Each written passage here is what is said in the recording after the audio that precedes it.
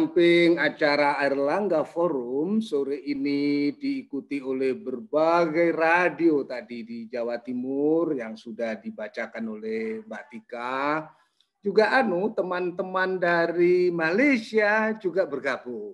Oh ya, ingin menyapa dulu semua yang dari Malaysia. Disapa satu-satu.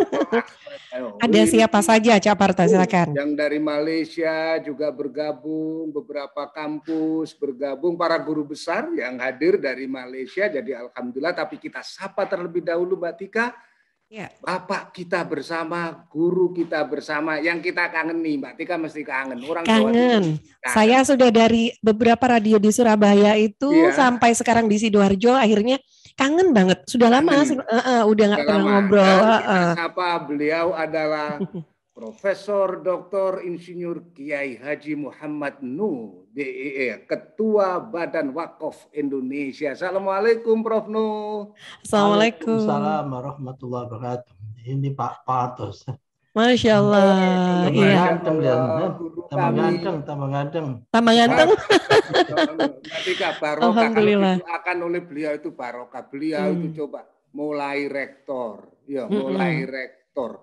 Sampai menteri itu macam-macam, mulai menteri Kominfo sampai pendidikan, dan beliau sekarang adalah Ketua Badan Wakaf Indonesia. Sehat-sehat selalu, ya Prof.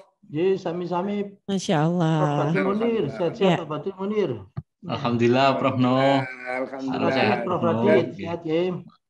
Nah, dan juga hadir Mbak Tika langsung. Prof. Raditya Sukmana, beliau itu sebenarnya di kampus itu Prof. Momi, cuma nanti arahnya ya. Prof. Momi, Prof. Momi panggilnya. Prof. Raditya saja kita panggil Prof. Raditya. Assalamualaikum Prof. Waalaikumsalam warahmatullahi wabarakatuh. Alhamdulillah, Mbak Tika beliau Prof. Nuh. Jadi Ketua Koordinator Program Studi, Program Doktor Ilmu Ekonomi Islam. Ya. Nah, yang Direktur Jolali, Mbak, Direktur kita. Iya, Direktur kita. Prof. Badri. Assalamualaikum, Prof. Waalaikumsalam warahmatullahi wabarakatuh. Ini saya ngikuti hostnya nih, pakai kopiah. Waduh. Masya Allah. Semuanya sehat-sehat ya, alhamdulillah. Ini. Alhamdulillah. Karena kalau kita biar kelihatan ikut wakafnya gitu loh, Prof. Tapi kalau Prof. Nuh kan sudah ketuanya, enggak pakai kopiah, enggak pakai, sudah wakaf. Masalah ya.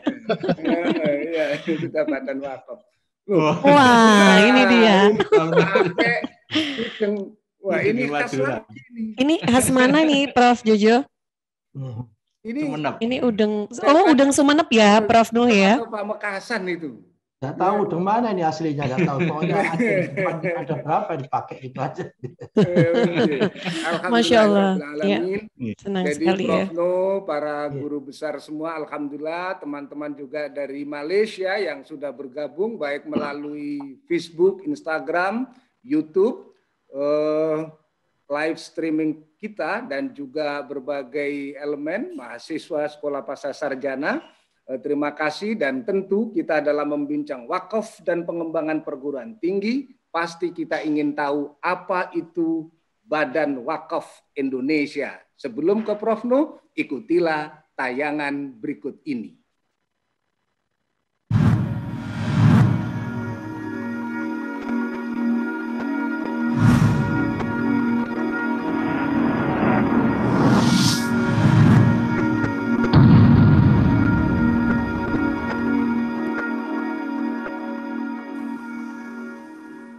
Assalamualaikum warahmatullahi wabarakatuh. Alhamdulillah, semua insya Allah sama-sama tahu tentang pentingnya wakaf. Karena memang telah dibuktikan sejak zaman Rasulullah Muhammad SAW. Seluruh aset-aset strategis yang sampai dengan sekarang, itu semuanya adalah aset-aset wakaf. Di Indonesia, kita punya yang namanya Badan Wakaf Indonesia. Badan Wakaf Indonesia mempunyai tugas khusus, yaitu menghidup-hidupkan tentang perwakafan secara nasional. Kita sama-sama tahu ada beberapa pilar di dalam perwakafan. Yang pertama adalah yang terkait dengan wakif, yaitu orang yang memberikan harta wakaf. Yang kedua adalah harta wakafnya itu sendiri. Yang ketiga adalah ada yang mengelola harta atau aset wakaf itu. Dan yang keempat adalah mauquf alaih yang akan menerima manfaat dari aset wakaf. Dan yang tidak boleh ditinggalkan adalah ikrar tentang aset wakaf tadi itu dipergunakan untuk apa. Kalau kita ingin mengembangkan dunia perwakafan di Indonesia, ikuti aja pilar-pilar tadi itu. Oleh karena itu yang pertama kita lakukan literasi tentang wakaf agar supaya jumlah wakif ini terus bertambah, khususnya para wakif milenial. Karena masa depan itu ada di kelompok milenial sekarang. Dari situlah kenapa kita melakukan sosialisasi, literasi terutama di kampus-kampus. Yang kedua, tentu yang tergantung nilainya dari aset wakaf itu. Dari situlah diversifikasi harta wakaf ini pun semakin diverse, semakin ragam. Yang tadinya harta wakaf itu terbatas hanya sampai pada tanah, peruntukannya pun juga biasanya hanya untuk masjid, rumah ibadah, sekolahan maupun makam. Sekarang harta wakaf ini semakin ragam dan penggunaannya pun juga semakin ragam. Tantangan yang sangat besar adalah gimana menyiapkan para nadir. Nadir haruslah orang yang profesional, tahu bisnis, tahu gimana caranya mengembangkan nilai tambah creation value, dan tentu dasar utamanya integriti dari yang bersangkutan.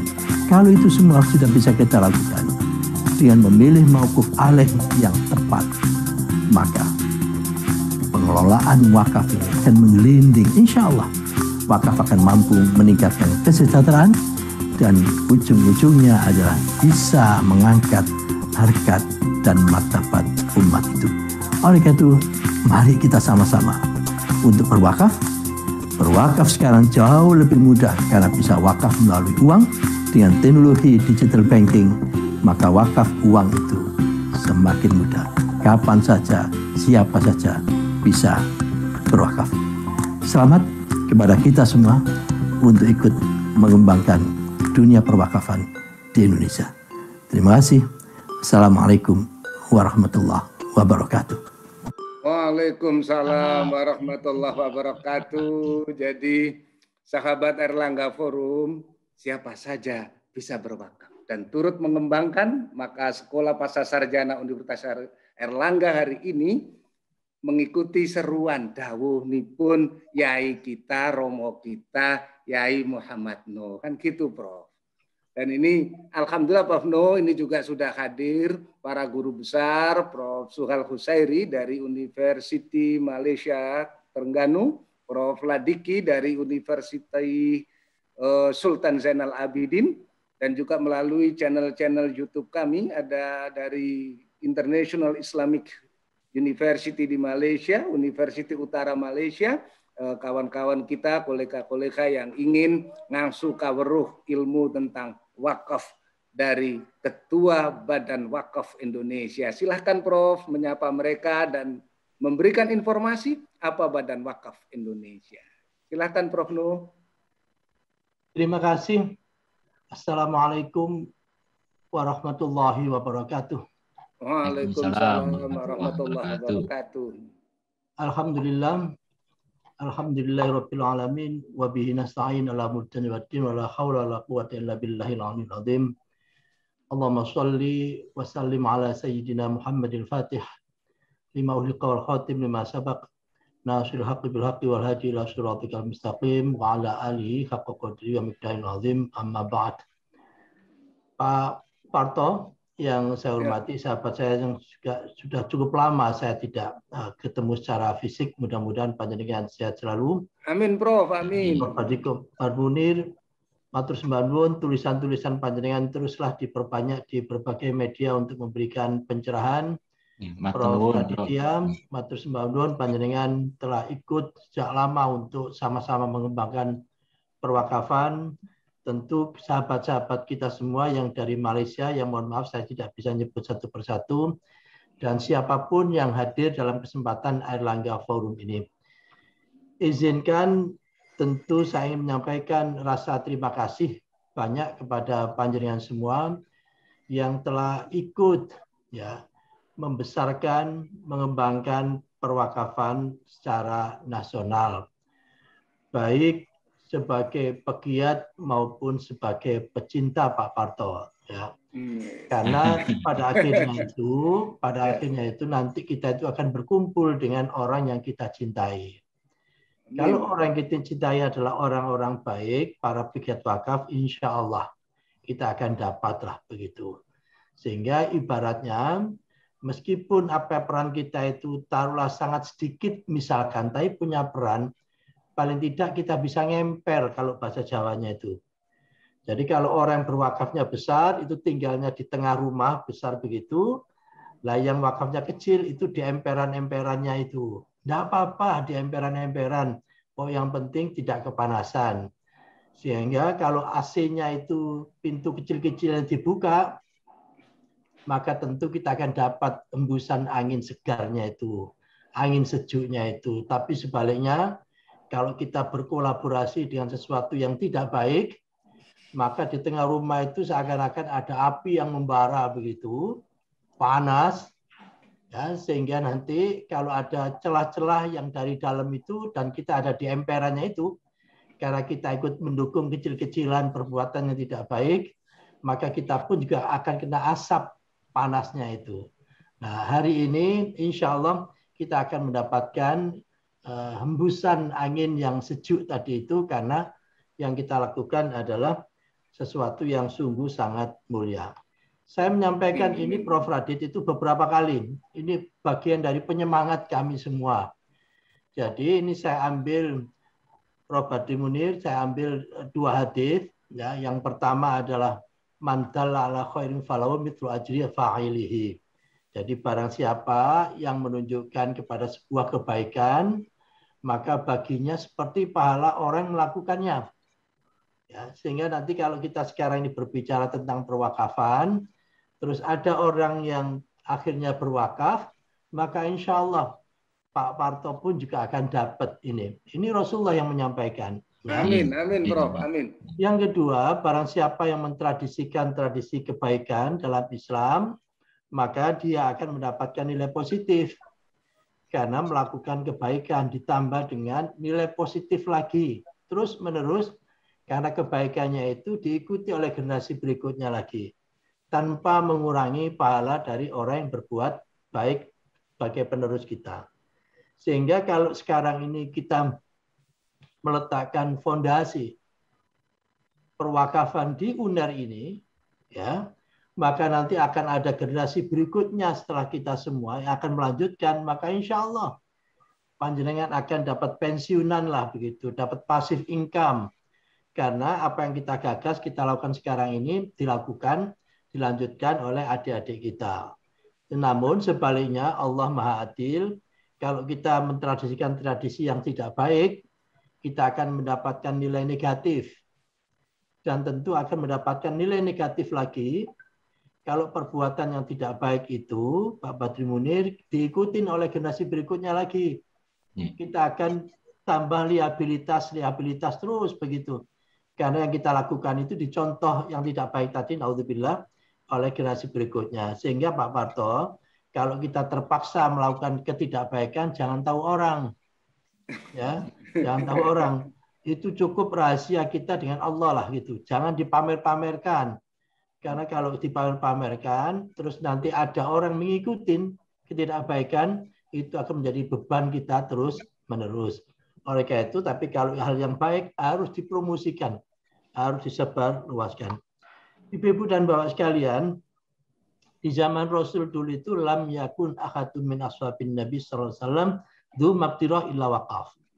Jadi tidak ada ceritanya pada saat zaman Nabi dulu itu sahabat yang tidak berwakaf, ceritanya tidak ada. Ya, sehingga kalau Pak Parto sering tanya kepada saya, Pak Nuh, tolong ceritakan siapa ya sahabat Nabi yang tidak berwakaf, ya itu ceritanya tidak ada. Tidak ada yang bisa diceritakan karena ceritanya tidak ada, semuanya wakaf. Ya, semuanya wakaf. Prof. Radit sudah seringkali lah untuk sama-sama urusan ini. Oleh karena itu kita jadikan wakaf itu sebagai gerakan. Ya, tiada hari tanpa berwakaf. Ya, tiada Jumat tanpa berwakaf, tiada bulan tanpa berwakaf, tiada tahun tanpa berwakaf. Kalau sudah 1 tahun tidak berwakaf, kita wakafin, kasihan dia. Ya, setahun kok belum wakaf, kita wakafin aja lah gitu. Sampai kok seumur nggak wakaf, tak wakafin ya gitu. Kan kira-kira begitu. Ini pengantar saja saya, ibu-ibu dan bapak sekalian yang saya hormati. Jadi ini sharing yang ini nanti ya. Kalau tadi itu harus diikutin karena dari Rasulullah SAW. Kalau ini sharing, berbagi pandangan, bisa kurang, bisa lebih, bisa tidak cocok, bisa cocok. Jadi ibu-ibu dan bapak sekalian, wakaf itu ada perspektifnya. Ya, seringkali kita melihat wakaf itu dari perspektif physical asset. Ya, seakan-akan berapa tanah yang kita wakafkan dan berapa jumlah rupiah yang kita wakafkan atau aset apa lagi. Dari physical, dari tangible asset. Ya, itu. Kalau itu benar juga, tidak ada salahnya. Tidak ada salahnya. Kalau kita melihatnya wakaf itu dari perspektif physical asset, maka ini bisa dijadikan sebagai support. Ya, untuk memperlancar, memperkuat proses yang ada di universitas atau di perguruan tinggi, ya, sebagai supporting. Ya. Tetapi kalau wakaf itu kita lihat dari value-nya, nilai yang tersembunyi di dalam wakaf itu ada nilai yang tersembunyi, yaitu saya nyebutnya sebagai value asset, ya, aset nilai yang terdapat di dalamnya. Maka di situ ada satu perilaku, ya. Perilaku yang gemar memberi. Ya, memberi. Kalau kita perhatikan, perilaku sosial itu kan ada tingkatan-tingkatan. Tingkat paling top itu memberi. Tingkat yang di bawahnya menerima. Tingkat di bawahnya lagi meminta. Tingkat di bawahnya lagi peminta-minta.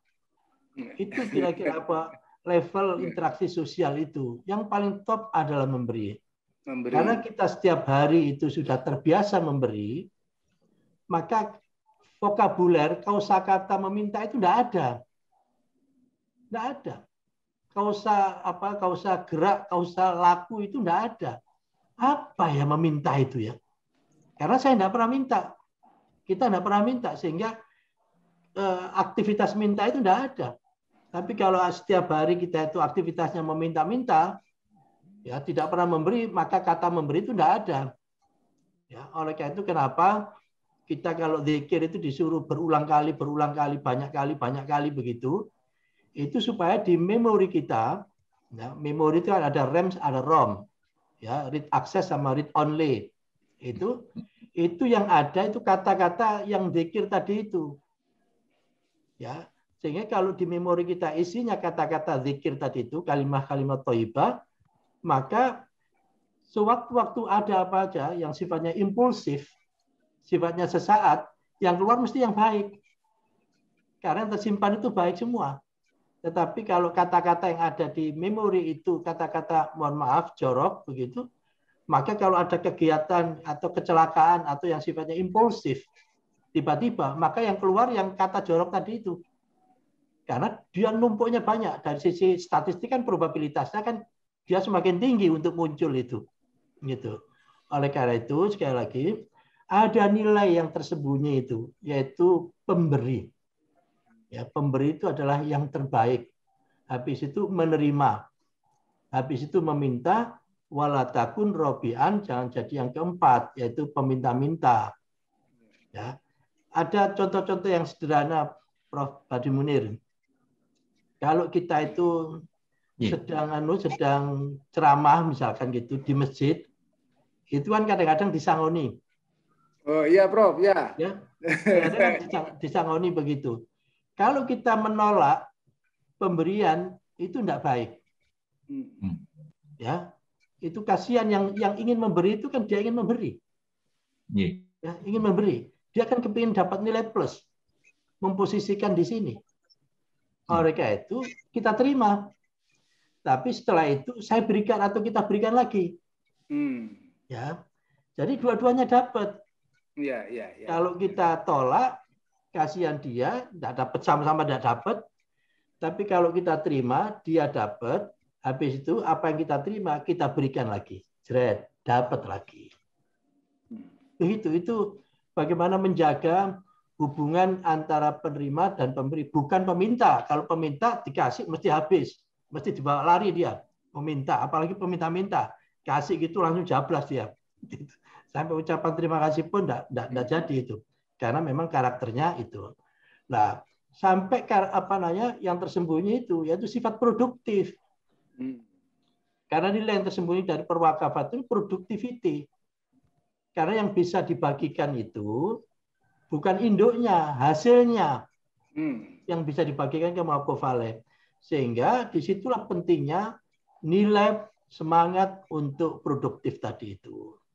Dan tentu proudness. Ada harga diri, ada kewibawaan, harkat, martabat begitu. Nah, dari sisi value wakaf itu bukan sebagai supporting, tapi sebagai driver, sebagai penggerak dalam mengembangkan perguruan tinggi itu. Karena dia tidak pernah minta, tapi dia gimana melihat perguruan tinggi tadi itu terus meng-create nilai tambah itu. Bukan sebagai support saja, membantu UNER saja, bukan duduk. Kalau support itu kan pasif, mendukung begini, statis dia. Itu. Pokoknya gak ngerepotin aja lah gitu loh. Itu support. Wah, ilmu baru ini, Prof. Ilmu baru ini. Itu. Pokoknya gak ngerepotin aja. Nah, bahasa Surabaya nenek sampean gak sok ngewangi aja ngerepotin. Menengoin ya. Ini Prof Badri langsung tertawa, Prof Badri langsung tertawa. Tahu maknanya ini. Jadi begini, tapi sekarang kalau dari sisi value bukan hanya supporting, tetapi dia driving yang geret. Ya, jadi kalau orang-orang atau kita semua punya value untuk yang sifatnya produktif tadi itu, justru aset UNER ini kita geret. Ya, kita kembangkan terus begitu, bukan hanya pasif. Tetapi juga apa? Tetapi juga mampu untuk melihat celah-celah yang tadinya tidak mungkin menjadi mungkin. Ini value yang tersembunyi. Jadi gimana ceritanya membawa case-case dari sifatnya impossibility menjadi possibility. Impossible menjadi possible. Kalau Pak Parto dulu pernah belajar bahasa Inggris, ya saya tanya, duluan mana kata impossible sama kata possible? Ya duluan kata possible. Possible. Ya. Baru kalau tidak mungkin dikasih im. Gimana caranya supaya impossible menjadi possible? Mudah. Imnya panjangan coret. Ya, imnya panjangan coret, impossible jadi possible. Siapa im itu? Im itu adalah I am. Jadi yang menyebabkan tidak mungkin bukan orang lain, tapi saya sendiri. Perguruan tinggi kita sendiri. Bangsa kita sendiri, dan seterusnya. Nah, kalau kita memahami makna wakaf, itu bisa masuk ke membaca celah-celah yang tadinya tidak mungkin menjadi mungkin. Itu. Karena apa? Karena bahasa spiritualnya ada yang namanya flash idea. Ide-ide sesaat yang tiba-tiba muncul dan itu adalah bagian dari hikmah atau ilmu dari Allah. Sehingga muncul di situ tiba-tiba. Yang tadinya tidak mungkin menjadi mungkin. Ya. Sehingga kalau kita perhatikan case yang sekarang ini, urusan COVID yang sekarang sedang menggila ini, itu kalau kita perhatikan memang lemahnya spiritualitas. Ya, lemahnya spiritualitas. Jadi seakan-akan ini itu hanya sekedar urusan fisik. Urusan kesehatan. Padahal ada dimensi spiritualnya. Kalau dilihat dari perspektif spiritual, maka solusinya solusi spiritual. Ya. Nah, ini yang masih lemah, yang belum ada gerakan yang sangat masif terstruktur dibanding dengan yang PPKM itu oke.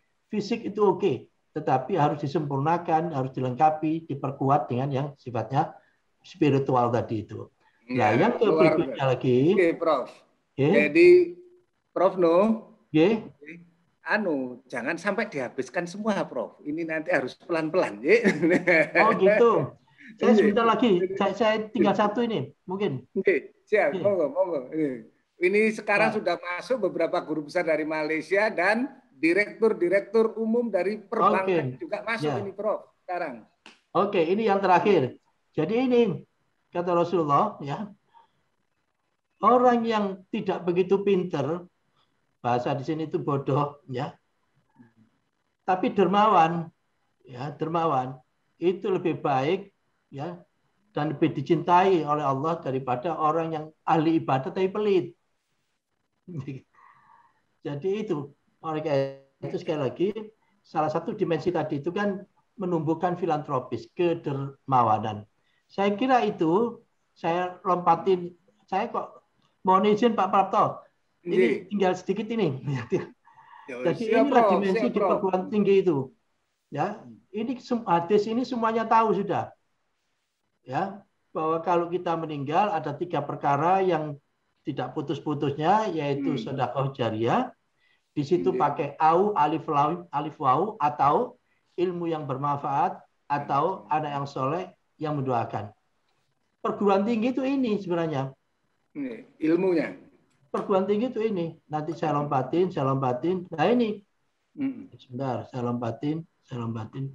Mana tadi? Oh. Nah, perguruan tinggi itu ini. Jadi aset-aset yang sekarang ada, ya, fisik, itu gimana caranya kita kembangkan, ya, menghasilkan ilmu. Produknya perguruan tinggi itu kan ilmu sama orang berkualitas sama peradaban. Kan itu produknya perguruan tinggi, yaitu manusia yang berkualitas, ilmu pengetahuan, teknologi seni, dan peradaban melalui tridharma perguruan tinggi. Dari situlah tadi itu ada 3 komponen yang saling melengkapi tadi. Selamat dan terima kasih. Saya pesan satu ini aja. Potensi untuk wakaf di UNER luar biasa. Coba nanti panjenengan gerakkan kalau ada alumni UNER mau menikah, yang biasanya pakai gembok cinta, yaitu beli gembok terus dicantolkan di mana begitu. Nah, sekarang gembok cintanya dirubah menjadi wakaf cinta. Jadi sebelum akad nikah itu berwakaf dulu, entah 100.000, entah 20.000, entah 1 juta dan seterusnya. Disitulah insya Allah akan menjadi media tawassul kita untuk mengabadikan cinta dari keluarga yang akan dibangun. Demikian, terima kasih. Mohon maaf, nanti kita saling melengkapi. Ya. Ya, terima kasih sekali, Prof. Nuh. Tepuk tangan semuanya gitu ya. Jadi, alhamdulillah, Prof. Ini teman-teman yang dari Malaysia gini. Waduh, ini karena bernas semua harus diikuti, nggak jadi break tengah-tengah karena mau ngajar akhirnya ikut terus. Tapi saya yakin banyak yang menarik dan tentu nanti Prof. Raditya juga lebih menarik lagi dan Prof. Badri Munir lebih suka lagi karena bicara wakaf dan pengembangan pendidikan tinggi. Tapi yang disampaikan oleh Prof. Nuh langsung dapat respon dari muridnya ahli wakaf dari Universitas Airlangga, Prof. Raditya. Silakan Prof. Silakan Prof. Raditya. Baik, terima kasih. Suara saya jelas ya, Prof. Ya, jelas. Assalamualaikum warahmatullahi wabarakatuh. Waalaikumsalam. Alhamdulillahirrahmanirrahim. Salatu wassalamu ala asrafil anbiya'i wal mursalin wa ala alihi wa sahbihi ajma'in amma ba'du. Terima kasih pada Prof. Badri, Prof. Cucu, Prof. Nuh, dan semuanya yang hadir di sini atas undangan untuk saya sharing-sharing ya tentang wakaf dan transformasi perguruan tinggi. Menurut saya ini menarik sekali karena menyambung dari tadi yang dikatakan oleh Prof. Nuh bahwa perguruan tinggi ini sangat strategis karena mencetak ahli-ahli dan pada yang saat yang sama juga universitas ini adalah aset yang luar biasa. Oleh karena itu jangan diam, jangan statis. Ini harus digerakkan untuk menuju kepada sesuatu yang memberikan multiplier efek yang sangat besar, yang sangat optimum. Izin untuk saya bisa presentasi. Beberapa hal tadi sudah disinggung oleh Prof. Nuh, mungkin saya tidak akan lama-lama ya.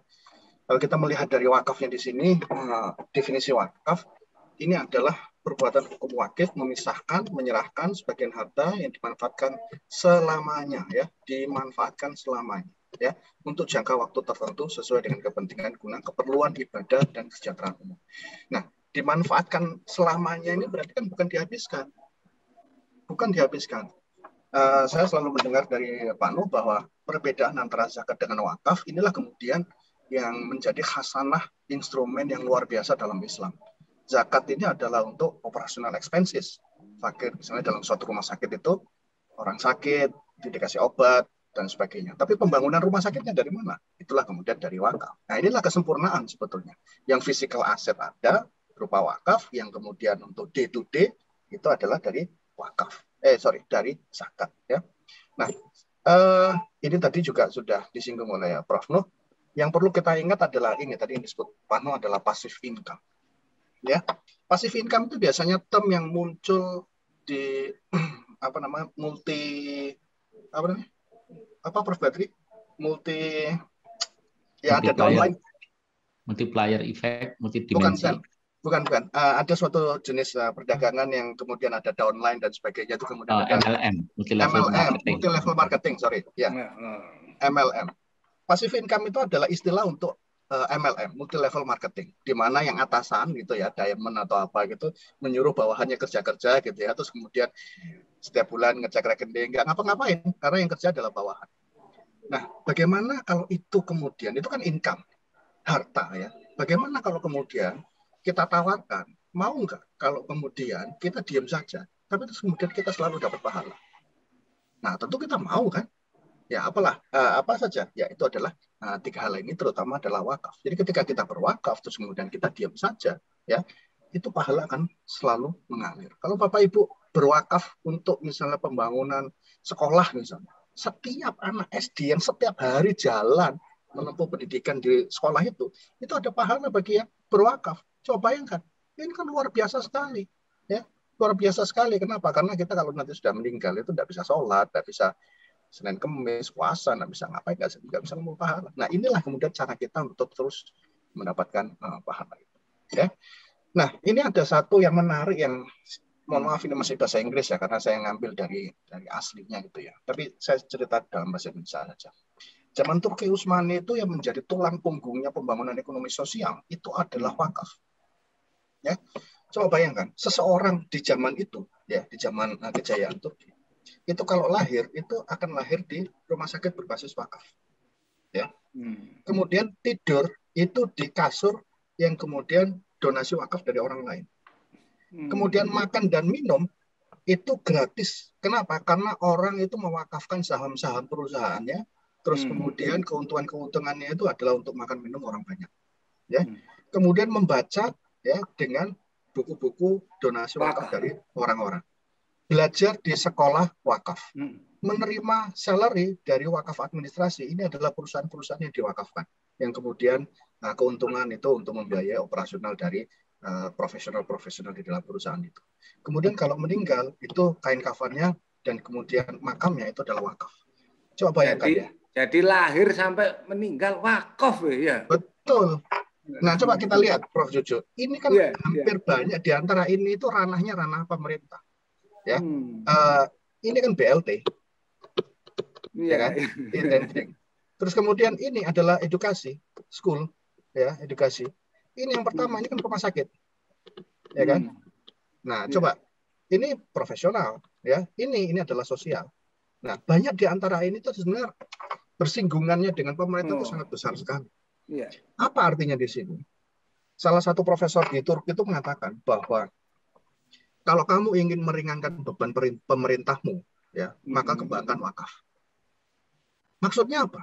Ya ini maksudnya. Kalau ini rumah sakit itu sudah merupakan donasi dari masyarakat, kenapa sih masyarakat mau berdonasi? Ya tadi itu ada hadis tadi. Iya. Mereka ingin ngejar akhirat. Kalau orang itu mau berwakaf untuk kemudian rumah sakit, berwakaf untuk kemudian untuk sekolah, ya, dan lain sebagainya, itu kan mestinya pemerintah menganggarkan, terus kemudian membangun sekolah. Tapi pemerintah bisa hemat karena masyarakat yang membangun sekolah.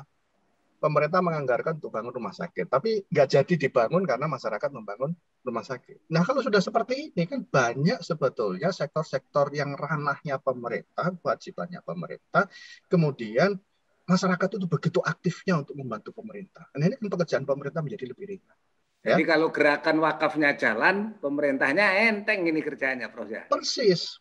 Ya. Nah, itulah yang kemudian Prof. Murad itu dalam salah satu bukunya itu mengatakan bahwa ketika kamu mengembangkan wakaf, maka itu akan membuat significant cut, ya, signifikan penurunan signifikan terhadap expenditure dari pemerintah. Pengeluaran pemerintah itu akan menjadi berkurang. Kalau pengeluaran pemerintah itu menjadi berkurang, yang mungkin awalnya adalah defisit APBN gitu ya, defisit keuangan gitu ya. Defisit kan berarti pengeluarannya lebih banyak dari pemasukan. Tapi karena sektor-sektor ini banyak dibantu oleh masyarakat, yang defisit nanti jadi surplus. Orang-orang kalau negara-negara manapun ya, kalau ada defisit biasanya kan pinjam utang luar negeri berbasis riba kan. Tapi sekarang sudah surplus, perlukah pinjam utang luar negeri berbasis riba? Tidak perlu. Itulah kemudian Prof. Murad mengatakan bahwa kamu kalau ke bankan wakaf, kamu bisa menghindarkan dirimu dari riba. Inilah yang kemudian dalam Al-Quran itu disebutkan, Bismillahirrahmanirrahim, yamhaqullahu riba wa yurbis shadaqat. Allah menyuburkan sedekah dan kemudian memusnahkan riba. Jadi memusnahkan riba itu dengan sedekah. Nah, itulah kemudian luar biasanya wakaf itu, sehingga kita itu terbebas dari riba, sehingga kita kemudian bisa barokah. Ya, kita itu barokah. Jadi dari paparan ini tadi yang bagaimana peranan wakaf, mulai dari urusan anak lahir sampai meninggal dunia, sampai urusan pendidikan, saya yakin berkenaan dengan pendidikan, Prof. Badri bisa memberikan respon untuk menit-menit terakhir menjelang buletin Jatim. Silakan Prof. Berbagi, Prof. Tenang, nanti masih sampai jam 5 ini ya. Silakan Prof. Badri. Baik, terima kasih Prof. Jojo, Prof. Radit dan tentunya Prof. No atas prolognya yang sangat inspiratif. Saya mencoba menyampaikan hal-hal yang kekinian saja. Ini baru diberitakan tadi jam 1 siang bahwa utang Indonesia ini sudah tembus 6.000 triliun. Nah, kemarin dalam rapat dengan salah satu task force di DPT, Dewan Pendidikan Tinggi, insya Allah tahun depan anggaran APBN untuk Kementerian Pendidikan, Kebudayaan, dan Ristek akan dikurangi 10-17 triliun. Saya tidak membayangkan nanti dampaknya apa, gitu. Khususnya terhadap program-program strategis di kementerian. Nah, kalau kita melihat dari sini, apa yang disampaikan oleh Prof. Noh maupun Prof. Radit itu sebenarnya sudah dilakukan di beberapa perguruan tinggi yang memang memiliki endowment fund atau wakaf yang cukup besar. Kalau misalnya kita lihat, kalau tidak ada supply dari apa yang ada saat ini, saya yakin ranking perguruan tinggi di Indonesia akan turun, karena memang negara lain sudah mendapatkan dana yang cukup luar biasa, sedangkan kita di-cut oleh pemerintah. Ini saya membuatkan proyeksi tahun 2019, kalau dana UNER ini tetap, itu dampaknya apa, kalau dananya naik seperti apa, tapi kalau dananya turun ya pasti akan turun. Kira-kira UNER ini sudah naik enggak, Prof? Alhamdulillah naik, tapi kalau tidak dijaga konsistensinya pasti akan turun, sama seperti yang dialami oleh teman-teman di Malaysia. Kalau bahasa saya itu mengalami middle ranking trap. University of Malaya sudah stuck di angka 59, terus mulai naik lagi angkanya ke 60-an, kemudian yang UPM juga sama, UKM sama USM. Kenapa? Karena dananya dipotong gitu. Karena untuk mensuplai riset yang bagus pasti butuh dana. Nah, kalau kita melihat dari beberapa apa yang ada di Harvard misalnya, kita melihat bahwa Harvard Kennedy School itu mendapatkan dana dari John F. Kennedy, kurang lebih sekitar 1,7 triliun waktu itu wakafnya. Kemudian UC Berkeley mendapatkan dari Walter and Alice Haas senilai segitu tahun 1989 sehingga jadi Haas Business School. Kemudian Chicago dengan Booth menyumbangkan kurang lebih sekitar 4,2 triliun wakofnya. Kemudian ini Wharton, Chicago Booth, sama Wafik Said di Oxford. Itu juga cukup tinggi pendanaannya, wakofnya. Dan wakofnya tidak hanya untuk universitas, juga untuk research center lagi. Nah, kalau kita lihat juga, orang Indonesia sebenarnya juga sempat menyumbang di UC Berkeley, Sutaja Center, kemudian yang di Boston itu ada keluarga pemilik Vina, dan seterusnya. Kemudian pertanyaannya adalah kenapa mereka lebih senang wakaf di sana gitu ya? Karena saya pasti ada anaknya yang sedang sekolah di sana dan tentunya lebih menarik. Iya. Nanti kenapa mereka di sana kok nggak wakaf saja di Indonesia, Prof? Tentu nanti kita bahas. Iya, nanti kita bahas. Apa loh Pak Direktur? Iya. Prof Nuh, Prof Radit, Prof Badri, kita akan memasuki Buletin Jatim. Buletin Jatim adalah informasi tentang apa yang terjadi di Jawa Timur dari seluruh jaringan radio yang hari ini menyiarkan kita, 21 radio. Selama 15 menit kita ikuti Buletin Jatim. Kita bisa yang belum sholat asar dulu. Ada waktu 15 menit mengikuti Buletin Jatim. Mbak Tika, untuk beribu-ribu pendengar. Karena kalau satu radio itu yang dengarkan 10.000, kali puluhan radio berpuluh-puluh. Dan Prof Nuh tentu berbagai hal tadi Mbak Tika, penyiar dosen iso wakaf Mbak. Penyiar itu dia. Dengan skemanya dari Prof Nuh tadi. Dan saya yakin menarik sekali apa yang disampaikan oleh Prof Nuh untuk dilanjutkan karena kita bersama Ketua Badan Wakaf Indonesia. Monggo Prof Nuh.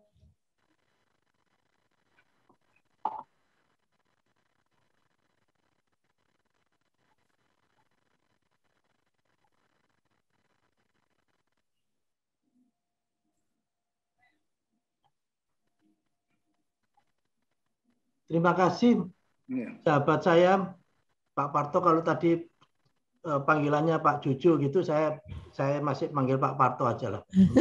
Prof, itu Badri yang ngasih sebutan ini.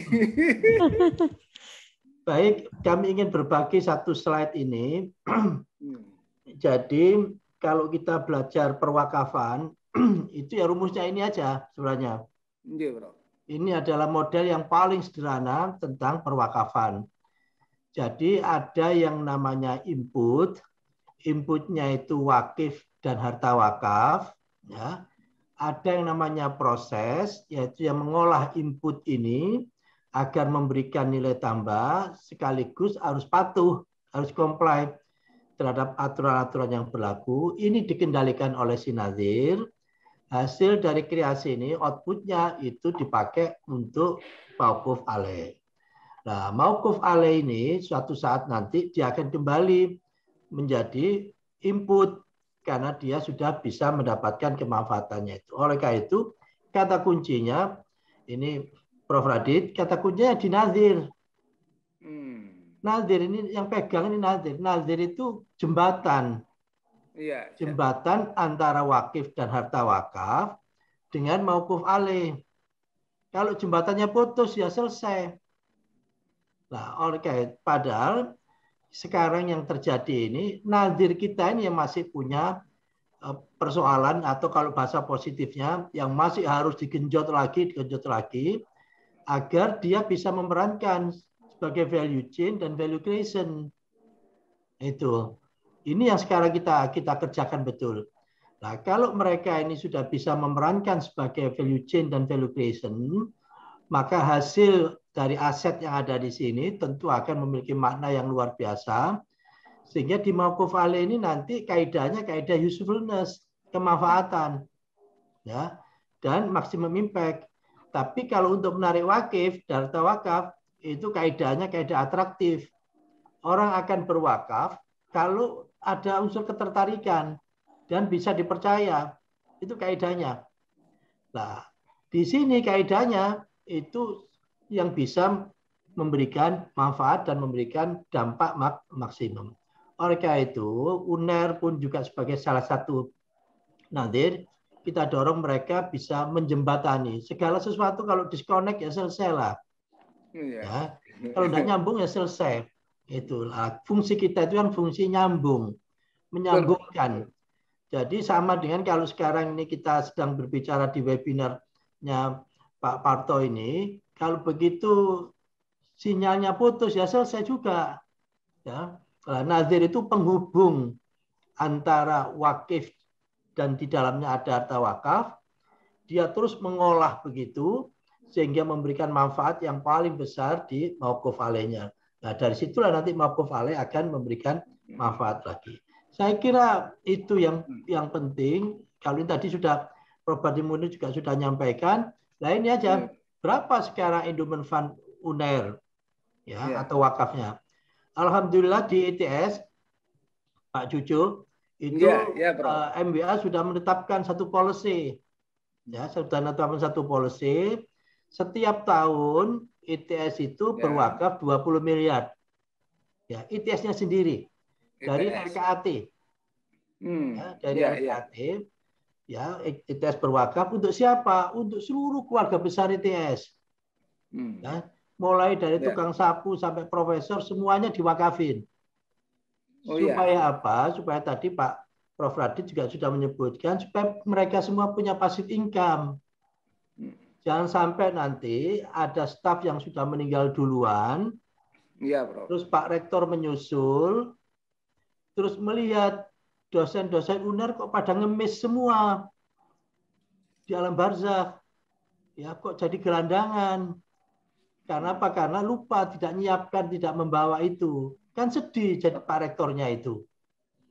Tapi kalau Pak Rektor sudah berwakaf untuk seluruh keluarga besar UNER, maka nanti kalau ada yang meninggal duluan, terus Pak Rektor kita juga akan menyusul, melihat di situ kerumunan ada satu komunitas orang-orang UNER sudah pada nikmat semua. Karena berbahagia semua tersenyum, Prof ya. Yeah. Kan begitu ilustrasinya kira-kira. Oleh karena itu, kalau kita ngurusin endowment fund atau wakaf bukan dari aspek kekinian semata, yaitu nanti untuk mengembangkan lab, ngasih beasiswa atau apapun itu iya. Tetapi ada values yang nanti akan kita dapatkan, sehingga begitu nanti Pak Parto, ya Prof, saya semuanya ini kan akan mesti mati toh. Ya, mesti mati. Nah, kalau panjenengan pergi ke Jakarta, transit di Semarang dan bawa bekal, itu kan enak. Mau beli apa aja bisa. Tapi kalau transit di Semarang terus nggak gawa apa-apa, kan ngemis. Kok jadi miskin gini tuh Pak Dewi? Kan kasihan. Padahal kesempatan ada, asetnya pun juga ada. Oleh karena itu sekali lagi dimensinya mau nanti di UNER, di tempat yang lain pun, di UNS pun juga sudah kita provokasi, UNS pun juga akan melakukan ini semuanya. Tidak sekedar menunggu dari orang per orang. Ya, itu tetap iya, tapi ada institusi yang membuat policy dan itulah sedekah terbaik bagi para pimpinan, yaitu policy itu. Kebijakan itu adalah sedekah terbaik bagi para pimpinan, orang yang diberi kewenangan untuk membuat kebijakan. Orang biasa tidak bisa membuat kebijakan. Itu sedekahnya ya uang biasa. Tapi bagi para pimpinan sedekahnya tidak cukup uang. Karena uang itu juga bisa dilakukan oleh orang lain. Yang tidak bisa dilakukan adalah membuat kebijakan. Itu Pak Cucu, Pak Parto. Terima kasih sekali Prof. No, sangat inspiratif bahwa ITS mulainya tapi 2021 ini Prof. 2020 sudah tapi kecil. Hanya 2M. Langsung dari 2M sekarang kita pastikan MWA yang menyetujui memaksa W20. Nah, MWA sekaligus mantan rektor sekaligus ketua Badan Wakaf, Prof. Jadi barokah komplit. Prof. Badri, ini menarik kalau tadi disinggung itu, apa kita bisa mulai dari sekolah pasca ya? Bahwa jenengan dan seluruh pimpinan ini langsung punya komitmen, yuk kita bisa agendakan untuk wakaf ini atas nama Sekolah Pasca. Kira-kira bagaimana itu, Prof. Badri? Ya, terima kasih, Prof. Sujo. Mungkin saya akan jawab terkait dengan UNER dulu. Kebetulan saya juga di MWA, Prof. Insya Allah UNER mungkin kurang lebih sekitar 100-an miliar saat ini endowment fund-nya. Kemudian mungkin sudah berkembang ya dalam 2-3 tahun terakhir ini. Kemudian dari sisi sekolah pasca sarjana sebenarnya bisa kita mulai yang kemarin diberi wakaf juga oleh Kabupaten Trenggalek sebesar 5 hektar untuk kemanfaatan di sekolah pasca itu bisa kita manfaatkan juga teman-teman dari Dinas Kehutanan, Perhutani yang memberikan wakaf. Tapi ini sedang kami urus, Prof. No. Ini nanti kami selain wakil juga menjadi nadirnya nanti. Nadirnya nanti biar diurus oleh teman-teman di UNER, tapi bagaimana memanfaatkan hutan sebagai aset produktif sekolah pasca sarjana nanti kita akan bicarakan. Terkait inisiatif untuk pimpinan juga saya rasa bisa menjadi gerakan baru. Tadi katanya Prof. kan ada gerakan wakaf ya. Gitu. Tiap hari, tiap minggu, tiap bulan, tiap tahun, gitu. Nanti diukur. Itu saya rasa harus kita lakukan. Apalagi yang hadir hari ini di samping mahasiswa sekolah pasca itu, tapi juga waktu di pasca mahasiswa, Prof. No, tapi mereka ada yang banker, bahkan direktur utama bank ini hadir, pengusaha-pengusaha dari Kadin Jatim hadir semua ini, Prof. Pas juga mahasiswa. Nah, bagaimana gerakan wakaf ini, Prof. Raditya, apa yang sudah dimulai oleh Prof. No, kemudian di ITS, di UNER yang tadi sekolah pasca juga mendapatkan wakaf ya, dari beberapa Pemda, tapi juga bagaimana mengelolanya. Sekarang kesiapan pendidikan tinggi, tentu menarik sekali apa yang disampaikan oleh Prof. Radit tadi. Bisa dilanjutkan, Prof. Radit. Baik, terima kasih Prof. Jojo ya.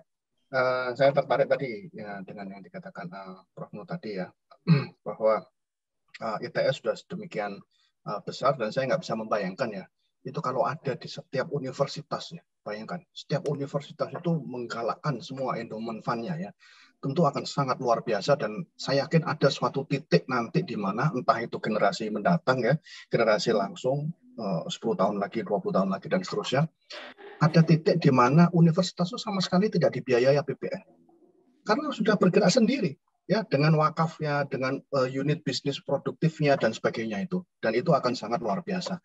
Nah, kita tahu di Mesir, di Al-Azhar itu dengan pertaniannya, kemudian tadi yang diceritakan Prof. Badri di Harvard dan sebagainya itu dengan financial industry-nya sehingga mendapatkan laba yang sangat besar.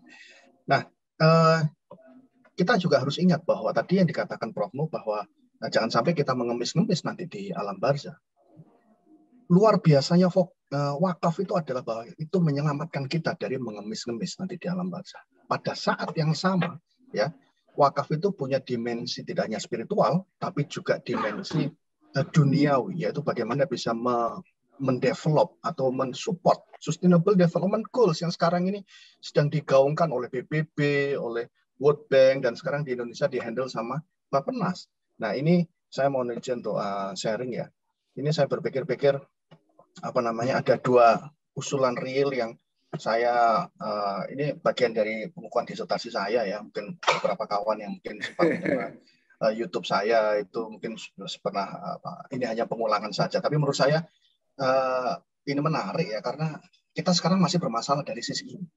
Jadi kita kan tahu ya bahwa setiap Ramadan itu kan harga daging itu mahal, tidak Ramadan pun juga mahal gitu ya. Kenapa ya? Karena suplainya sedikit ya. Nah, bagaimana kemudian kita bisa meningkatkan suplainya? Ya, sementara yang banyak ini kan di daerah sekitar NTT. Pada saat yang sama kita itu ada tanah wakaf yang sangat luar biasa banyaknya. Kenapa nggak kita optimalkan tanah wakaf itu? Nah, tadi yang dikatakan Prof. Badri kemana tadi? Itu mungkin bisa di ini kan untuk kemudian hutan ya. Hutan itu bisa diproduktifkan. Saya ada ahli di IPB itu yang kemudian wakaf hutan. Ya.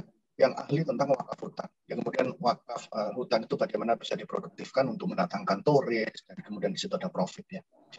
Nah, khusus yang gambar ini yang ada di depan kita itu bagaimana saya pikir daging itu bisa murah menggunakan tanah wakaf. Ya, tanah wakafnya itu sudah tidak bayar, berarti dari sisi tanah itu tidak usah beli lagi, tanah itu tidak perlu bayar. Terus kemudian anakan, terus kemudian pakan ya, pakan itu adalah dari CSR-nya perusahaan. Yang raw materialnya itu adalah daging sapi. Misalnya seperti sosis gitu ya, kornet dan sebagainya itu kita CSR-nya kita minta. Terus kemudian di sini kemudian peranan penting kampus. Kampus di sini adalah terutama kampus yang ada fakultas kedokteran hewannya. Kenapa? Kita menginginkan bahwa sapinya itu sapi yang sangat sehat. Daging itu adalah kebutuhan nutrisi yang penting untuk protein, untuk mikir ya, untuk intelektual ya. Makanya kita harus berikan daging itu kepada pesantren-pesantren yang di kampus-kampus dan sebagainya supaya mereka punya daya pikir yang sangat luar biasa. Nah, kalau kemudian tanah sudah nggak bayar, kemudian anakan sapi dan kemudian pakan ini dari CSR, kemudian kampus membantu dari sisi kesehatannya, maka kita bisa lihat bahwa daging sapi itu nanti insya Allah pasti akan turun. Kalau turun maka terjangkau oleh masyarakat kita semua. Kalau terjangkau maka itu bisa kita replikasi di tiap provinsi sehingga kemudian harga itu sangat terjangkau sehingga masyarakat itu akan bisa menikmati nutrisi protein itu dengan baik gitu. Sehingga kemudian kecerdasan kita secara keseluruhan se-Indonesia itu akan meningkat dengan sangat luar biasa. Nah, yang kedua, ini saya gabungkan dengan bagaimana kemudian wakaf itu untuk saya gabungkan dengan Merdeka Belajar ya. Merdeka Belajar. Jadi Merdeka Belajar itu kan bagaimana mengharapkan mahasiswa itu supaya aktif. Ya. Aktif sebagai apa? Nah ini dia. Universitas, ini mahasiswanya. Ini kolaborasi sama Amil dan Nazir. Ya. Ini konsep Merdeka Belajar. Konsep Merdeka Belajar itu kan ada banyak ya. Ada ada sit-in, ada terkredit transfer, dan salah satunya adalah Project Real. Nah ini adalah salah satu Project Real. Bagaimana Project Real-nya itu adalah membantu desa-desa yang sangat tertinggal. Ya, yang sangat tertinggal itu apa? Misalnya tidak ada listrik, misalnya, tidak ada air, misalnya, kekurangan fasilitas kesehatan, kekurangan fasilitas pendidikan. Nah, itu yang kemudian bisa dibantu oleh wakaf, ya, dengan Merdeka Belajar ini. Mahasiswa tidak sendirian, mahasiswa itu harus menggandeng siapa? Amil dengan Nazir. Amil ini adalah untuk zakatnya, Nazir ini adalah untuk wakafnya. Kenapa? Kalau ada desa yang tidak ada listriknya, mari kita usahakan panel surya. Mahasiswa sebagai manajer untuk pengadaan panel surya ini. Ya, uangnya dari mana? Uangnya mahasiswa ini bekerja sama dengan Nazir untuk Nazirnya itu menghimpun dana wakaf. Ya, dana wakaf, kemudian mahasiswa harus koordinasi dengan pemerintah desa, kemudian dengan masyarakat setempat, kemudian Nazir dan sebagainya. Itulah kesempatan mahasiswa untuk belajar secara real. Ya, kemudian mengadakan panel surya di ini panel suryanya adalah wakaf. Ya, ditaruh di daerah-daerah yang tidak ada listriknya, kemudian listriknya itu disebar kepada masyarakat setempat, berbayar tapi murah. Untuk apa? Untuk menanggung operasional cost-nya. Ya. Selain itu, kalau misalnya ini bisa juga sumur. ACT Global Wakaf itu sudah ada program wakaf sumur, ya 25 juta untuk satu sumur di daerah-daerah yang kekurangan air. Itu bisa juga dilakukan di sini.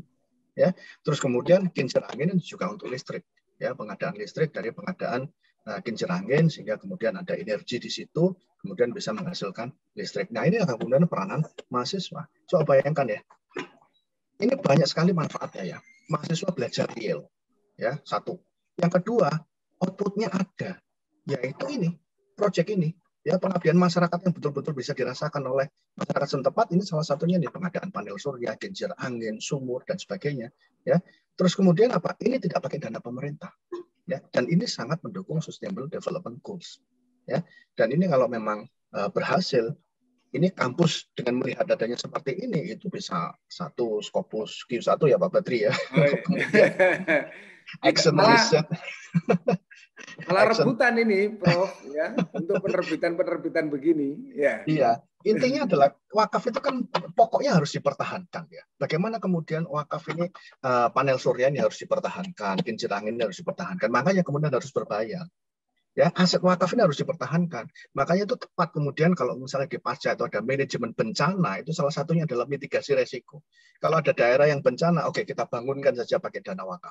Apa yang sekarang sudah hancur karena bencana, bangunkan dengan dana wakaf. Ya pakai ini, fasilitas kesehatan dengan dana wakaf. Caranya bagaimana? Ya mahasiswanya suruh kolaborasi sama Nazir.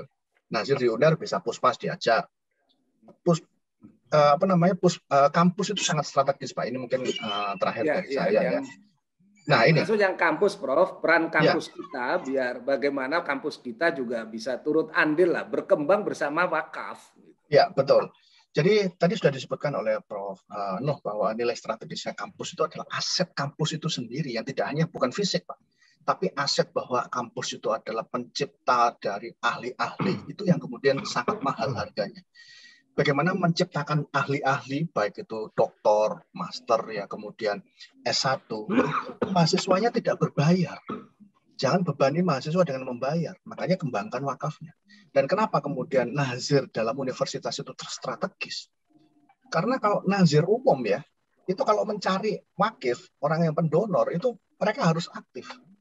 Tapi kalau nazir itu ada di kampus, calon dari wakif itu setiap tahun berdatangan. Siapa itu? Orang tua mahasiswa. Nah, ini sangat strategis sekali. Besar yang kemudian bisa kita manfaatkan. Ya, orang tua setiap tahun datang. Terus kemudian kampus pasti punya network dengan perusahaan-perusahaan. Kita minta CSR-nya, kita treatment sebagai wakaf, kemudian wakaf produktif. Wakaf produktif ini tentunya ada Fakultas Ekonomi dan Bisnis yang ahli-ahli bisnis, yang kemudian bisa memanfaatkan ilmunya dari teori dipraktekkan, kemudian dapat laba, labanya adalah kembali kepada kampus. Ya, ini juga bisa sebagai lab inovasi wakaf. Mahasiswanya suruh mikir bagaimana cara buat tata kelola dan lain sebagainya. Jadi mahasiswa bisa menjadikan nazir, lembaga nazir itu labnya. Terus kemudian support mahasiswa.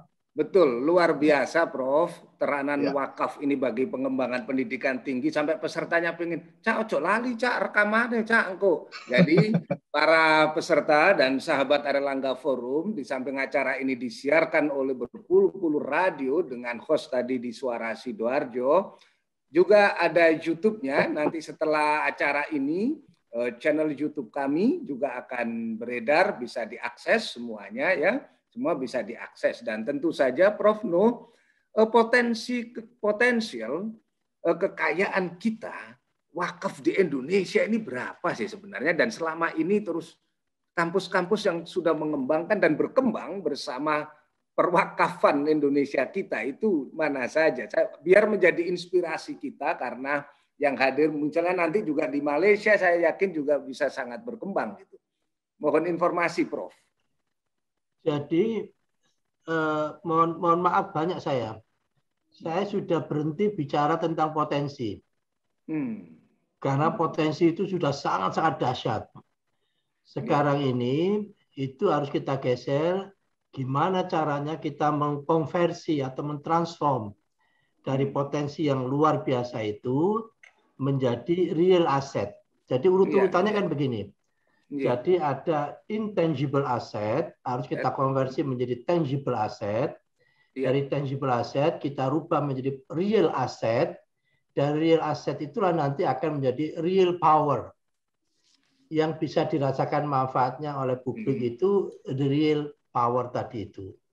Jadi kalau rupiahnya triliunan, Pak Jojo, Pak Palto. Jadi sekarang saatnya bukan untuk didiskusikan urusan wakaf ini. Wakaf ini ilmu yang bukan untuk didiskusikan semata, tapi ilmu lakon. Ada kalanya ilmu yang untuk didiskusikan, ya dengan diskusi, dengan paper macam-macam itu puas, tetapi wakaf itu ilmu yang untuk dilakoni.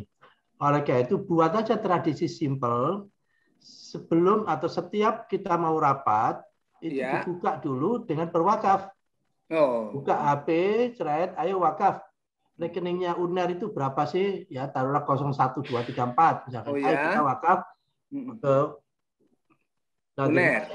UNER 100, entah 10.000, entah 5.000, entah 100.000, berapapun. Karena yang ingin kita bangun itu adalah lifestyle. Karena kalau lifestyle-nya sudah dapat, itu tidak ada sesuatu yang berat. Disitulah tadi Prof. Radit maupun Pak Prof. Bakti Munir itu melihat UNER ini sungguh sangat luar biasa. Tinggalnya itu aja. Ya, tinggal itu. Memulai jebret sudah, gelinding itu. Termasuk setiap tahun ada mahasiswa baru, ada orang tua baru. Kalau wisuda sebagai ini, bahkan saya sampaikan begini Pak Jojo. Bagi mahasiswa baru ya itu mohon diniatin untuk berwakaf sebagai wasilah untuk mendapatkan ilmu yang bermanfaat dan sebagai wasilah untuk menjadi anak yang soleh. Itu. Bismillah, saya sudah diterima di UNER di Fakultas X, saya tak berwakaf. Mudah-mudahan dengan wakaf ini itu sebagai bagian dari wasilah untuk mendapatkan ilmu yang manfaat. Karena harta wakafnya dia tadi itu kan dipakai oleh UNER. Ya, entah untuk beli meja atau untuk beli apa dan seterusnya kan begitu. Nah, ini kalau UNER itu ada berapa ribu mahasiswa itu? Prof. Bakti Munir. Ada banyak ribu kan ya? 40-an ribu. 45.000, Prof. Makanya yang petang puluh ewu, ambil aja 20.000, ya separuh.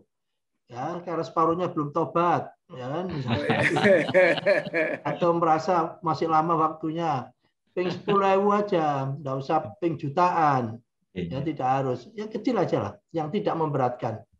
Itu, tapi rutin, saya jelas gitu. Sehingga Pak Jojo, kalau di rumahnya Pak Jojo, yang biasanya kalau wakaf 1 bulan itu ekuivalen 1 juta, maka dirubah bentuknya. Jangan setiap bulan berwakafnya. 1 juta rupiah jangan. Tapi setiap hari. Yang nanti akumulasinya 1 juta. Karena untuk membentuk habituasi. Untuk pembiasaan. Ya, untuk pembiasaan inilah yang mahal itu. Karena kalau sudah terbiasa, anak-anak kita, istri kita, suami kita, dan seterusnya, sudah enak itu. Pokoknya bendina kon bukaan HP lebokno 10.000. Lebokno 10.000. Itu kira-kira. Ini kalau guru besar kita Prof. Badri sekaligus ulama ya begini. Kita dengarkan ungkapan Prof. No ini langsung tergetak semua hatinya. Karena apa?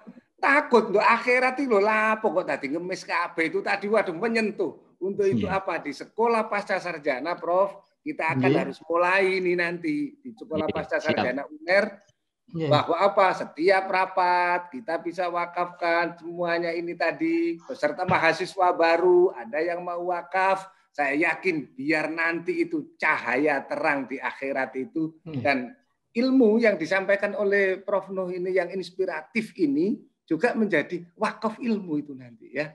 Jadi wakaf keilmuan, tetapi bagaimana hal itu bisa kita realisir di detik-detik menjelang pukul 17, tetap ikuti yang berikut ini. Terima kasih Mbak Tika, kalau iklannya tadi itu sakunya belum, maka nanti wakafnya belum. Gitu. Nanti bikin iklan baru ya. Kalau kita nggak wakaf, pokoknya bisa wakaf 1 hari, bisa wakaf 10 hari, ada cash wakaf. Dan untuk itu simak yang berikut ini.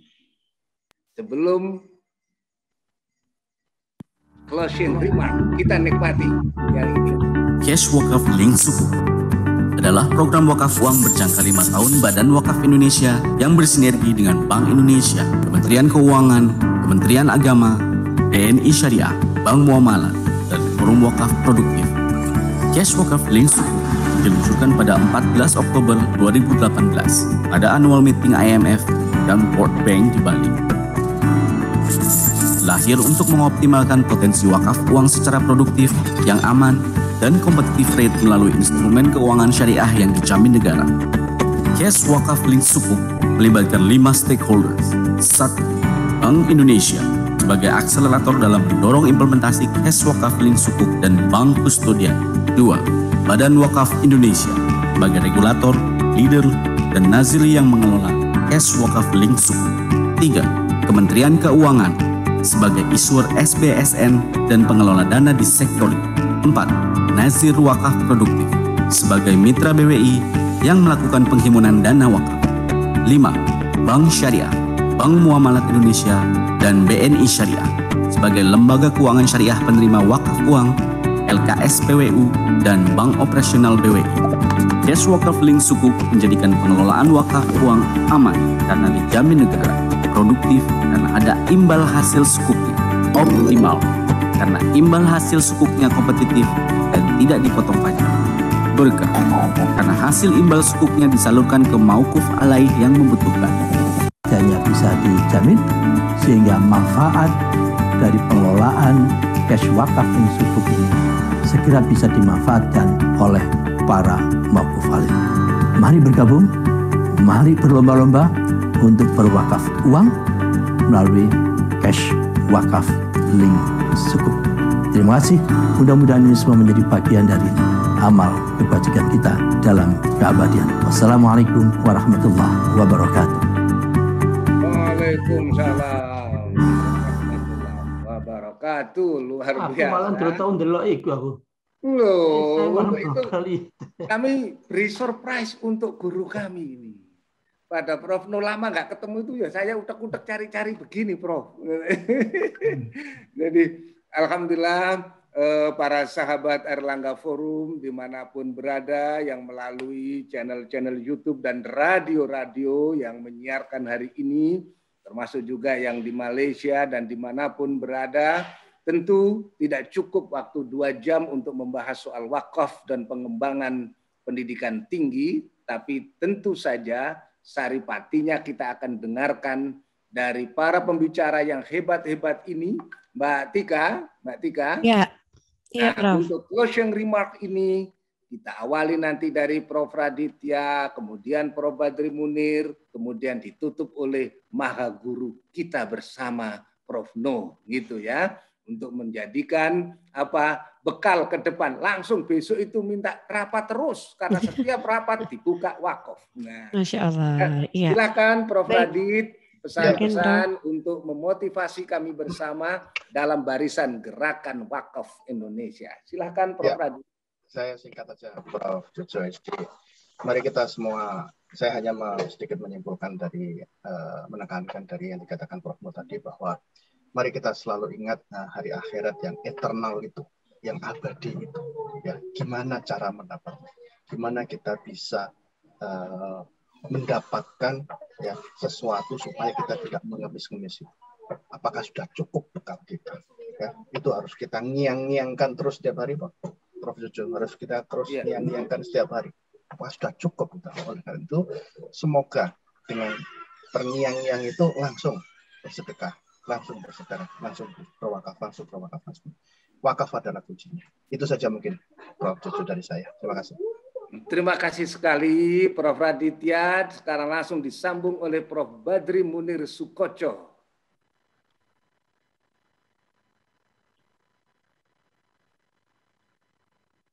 Belum ada suaranya, Prof. Masih mute, Prof. Baik, mohon maaf. Kita tahu bahwa Indonesia punya visi besar. Pada tahun 2045 akan menjadi negara maju. Nah, untuk menjadi negara maju dibutuhkan kapabilitas untuk berinovasi dengan kreatif kelas yang luar biasa banyak. Dan ini harus dididik oleh World Class University. Nah, usefulness yang tadi disampaikan oleh Prof No berupa dampak ekonomi yang dihasilkan secara langsung dengan adanya World Class University melalui SPP, multiplier effect maupun tidak langsung, inovasi dan kreatif ekonomi ini akan menunjang kemajuan ekonomi bangsa. Nah, yang terakhir tentunya perlu ada pendanaan yang cukup besar, dan wakaf tadi yang sudah disampaikan oleh Prof No bisa menjadi peran alternatif untuk mewujudkannya ketika pemerintah saat ini dan di seluruh dunia sebenarnya tidak lagi menunjang secara penuh keberadaan perguruan tinggi. Mungkin itu yang bisa saya sampaikan. Terima kasih. Ya, terima kasih sekali, dan tentu kami mendengarkan bahwa Prof Badri berkomitmen bahwa kita di Sekolah Pasca bisa memulai gerakan wakaf ya, Prof ya. Oh iya, siap. Oh, ini langsung disimak, disaksikan oleh Prof No loh. Nah, sekarang dawuh dari Prof No kami nantikan selalu sebagai bekal di sesi terakhir ini. Monggo, Prof. Matur suwun. Pasca itu artinya apa? Pasca. Pasca sekolah pasca sarjana, Prof. Ya, setelah mendapat sarjana. Setelah sarjana. Nggih. Artinya wis mari, gampangan. Iya, sudah. Ya, pasca sarjana itu artinya wis mari sarjana. Iya. Ya. Jadi panjenengan semua ini pasca sarjana itu wong sing wis mari. Karena wong sing wis mari gak padha sampai sing isih nglakoni. Wong wis mari kok, gitu. Sehingga pasca sarjana itu beda dengan program sarjana. Ya, beda jauh. Oleh karena itu, kami sangat yakin, seyakin-yakinnya, Prof. Hadi Munir, Prof. Radit, sahabat saya Pak Cucu, itu melalui orang yang sudah selesai inilah. Program yang sudah selesai inilah, yaitu program pasca sarjana, UNER akan bisa diselesaikan semuanya. Amin. Melalui perwakafan itu. Bismillah, ibda, dimulai saja. Nothing big, start big. Tidak ada ceritanya barang besar itu ujuk-ujuk gede. Ya, biasanya dimulai dari yang kecil dan tidak usah mikir bahwa semuanya harus bisa kita selesaikan sekarang ini. Tidak. Yang penting yang kita buat itu jalan setapak yang dari beragam penjuru, sehingga nanti anak-anak kita akan menuju ke jalan setapak yang melanjutkan perjalanan kita semua. Insya Allah, UNER melalui program pasca sarjananya akan menjadi inspirator dan sebagai inisiator kebaikan, sehingga kita semua khairun nas anfa'uhum linnas lah. Karena seapi-api uang kan yang paling apik. Apa manfaatnya kan begitu, bukan apa pangkate, tapi apa manfaatnya. Selamat berjuang, sukses selalu UNER, pasca sarjana, dan panjenengan semua mudah-mudahan menjadi bagian dari amal kebaikan kita semua. Mohon maaf kalau yang khilaf. Assalamualaikum warahmatullahi wabarakatuh. Waalaikumsalam warahmatullahi wabarakatuh. Mbak Tika, sampai sudah di ujung selesai acara Erlangga Forum sore ini. Luar biasa dengan motivasi yang besar dari Profesor Muhammad Nuh, Prof. Raditya, Prof. Badri Munir Sukoco, dan pada intinya Mbak Tika, seperti pepatah tua, orang miskin bukanlah orang yang tidak punya sepeser rupiah. Orang miskin adalah orang yang tidak punya cita dan harapan. Dan hari ini kita tidak miskin karena kita tetap punya cita dan harapan untuk esok hari berwakaf bagi pendidikan tinggi kita. Terima kasih semuanya. Sampai jumpa Jumat depan di acara Erlangga Forum berikutnya. Terima kasih Suara Sidoarjo dan Jaringan Radio. Assalamualaikum warahmatullahi wabarakatuh.